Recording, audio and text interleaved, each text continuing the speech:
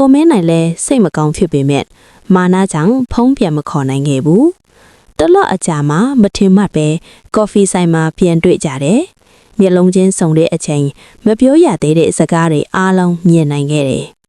ကိုမင်းနိုင်ကပထမဆုံးပြောလိုက်တယ်နားမလည်ခဲ့တာငါအပြစ်ပါမစင်တွေမြင့်ညီကြရင်ငါလည်းမပြောနိုင်ခဲ့တာငါအမားပါလို့ပြန်ပြောလိုက်တယ်သူတို့တိလာခဲ့တယ်အချစ်ဆိုတာနေတိုင်းဖုံးပြောရတာမဟုတ်ဘူးတယောက်ရဲ့ပင်မဲမှုကိုတယောက်ကနားလည်ပေးနိုင်ဖို့ပဲမပြောဘဲခံစားစေချင်တာမဟုတ်ဘူးပြောပြီးနားလည်အောင်စူးစမ်းရတာပါဒီဇလန်ရဲ့သင်ခန်းစာပေးတာကအချစ်မှာမာနထက်နားလည်မှုကိုရွေးပါတိတ်ဆိတ်မှုထက်စစ်သွေးမှုကိုရွေးပါချစ်တယ်ဆိုရင်နားကျင်အောင်မထားဘဲနားလည်အောင်ပြောပါနားလည်မှုရှိတဲ့အချစ်ကအချိန်ကြာလေးလေးပို့ခိုင်းမှလာပါတယ်